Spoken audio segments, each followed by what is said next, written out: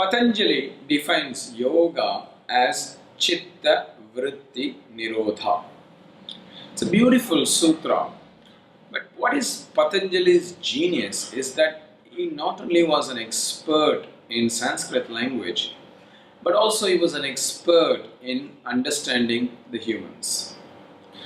Patanjali uses the word chitta to represent this sutra, yoga chitta vritti nirodha. He is not using another word for the mind such as manas or buddhi, etc. Now this is because there are different kinds of minds that we have that get activated at different instances. For example, the manas mind is a mind that is connected to the senses. What the senses will like to follow is governed by the manas mind. Our senses does not perceive all that is in front of our eyes. The manas mind is driving the sense to see what it wants to see. So that is what is called manas, the sensory mind. Then comes what is called ahankara, the identification mind. Patanjali calls it asmita, Sankhya calls it ahankara. We also identify things, mind identifies things. This is my house, this is my camera, this is my dog, this is my cat, I am a male, I am a Hindu, I am an Indian, I am a Christian, etc. All these kind of identities are part of what is called the asmita mind. That is also playing at some times. When I am watching a cricket match, my mind wants to identify with the Indian team. That's the mind that is dominant at that time. Then comes what is called the buddhi mind. The buddhi mind is the analytical mind. What is right, what is wrong, what will happen if I do this, what will happen if I do that. This is what we call as analysis. Why somebody spoke to me like that, why should I speak to somebody like that, etc. This is the mind that is having the capacity to analyze.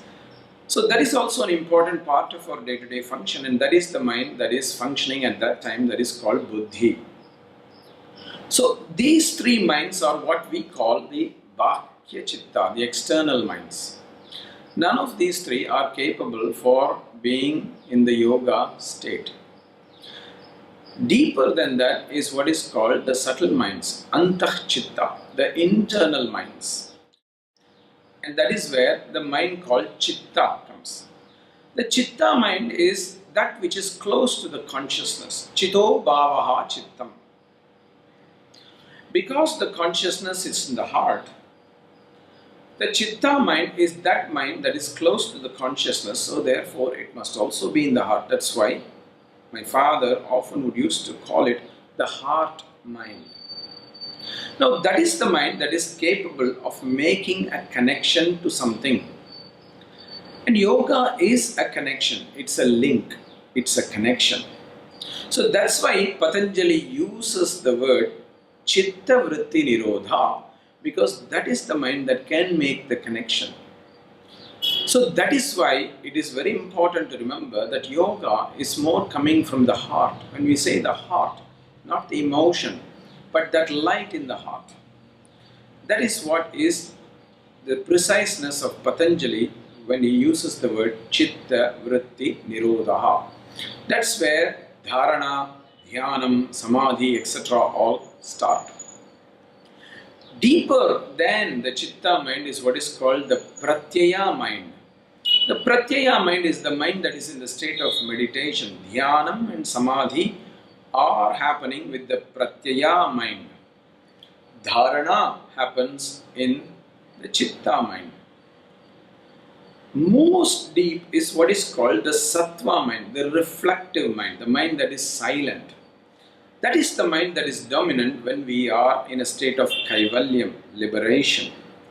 When we analyze the sutras very carefully, you will see that Patanjali uses these different words for the mind when he is defining these different concepts.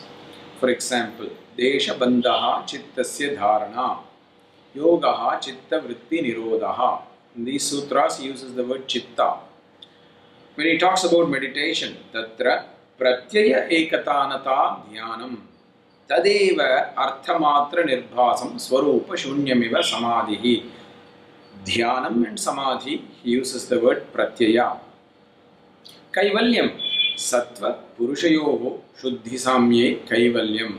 So when you follow the sutras, you see that Patanjali is a genius where he is using very precise words to describe such experiences.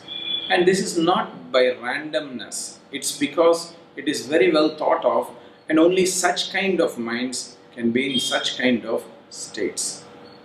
And that's why yoga is about the heart, empowering the mind that is connected to the consciousness, which is called chitta, and that is in our heart.